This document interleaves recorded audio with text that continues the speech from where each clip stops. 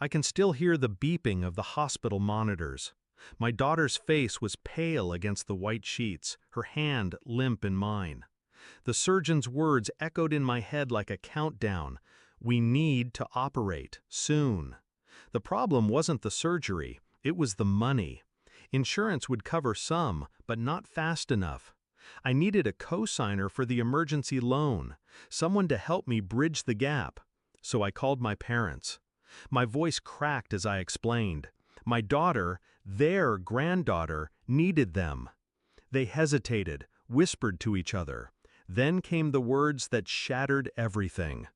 We don't want to take that kind of risk. Risk? That's what they called saving a child's life? 2 days later, I saw the photos. Cocktails in crystal glasses, beachfront villas, my parents smiling with my sister and her 3 kids. $15,000 poured into luxury like water. Not for lack of money, not for lack of ability. They simply chose not to help me, not to help her. That was the moment something inside me died. Growing up, I believed in them. My parents were my anchors, hard-working, dependable, proud of the family-first values they preached at every holiday table. I believed them. I trusted them. Even when I noticed the favoritism, even when my sister was pampered while I was told to stand on my own 2 feet, I thought it was just parenting style. But watching my daughter fight for her life while they sipped champagne on a balcony, that was no style. That was betrayal. I didn't scream. I didn't confront them.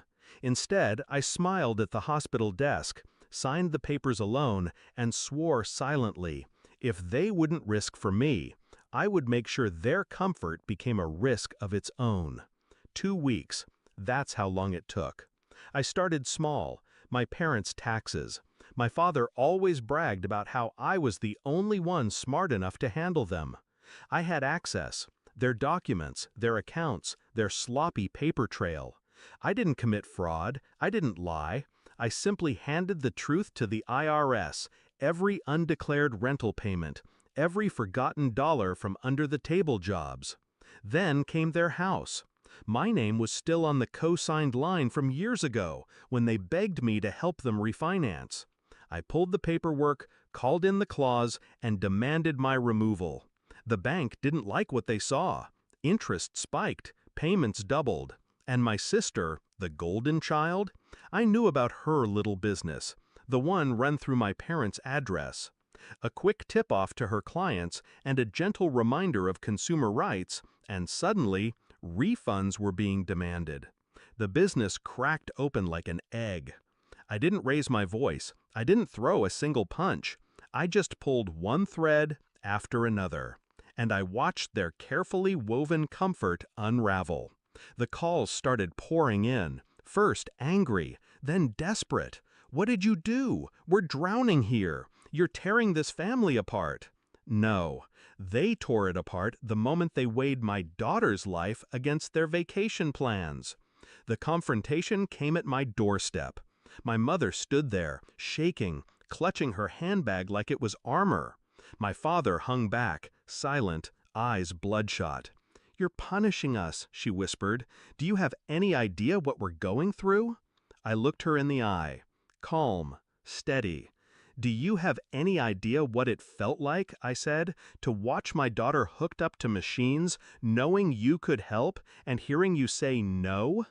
Her lips trembled. She tried to speak, but nothing came out. "That's what I went through," I continued, "alone. And you call this punishment? No. This is just balance." They left in silence.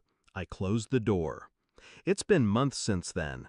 My daughter's surgery was a success. She's healing, laughing again, stronger every day. My parents? Their finances are in ruins. My sister moved back in with them, dragging her 3 kids into their collapsing house of cards. They wanted comfort. They got chaos. They wanted loyalty. They got silence. And me? I sleep just fine. Because when I hear the phone ring at night, when I see their names light up my screen, I remember those hospital monitors. I remember my parents calling my child's life a risk, and I let it ring. Because the truth is simple, they gambled with her life. Now, they're the ones paying the debt.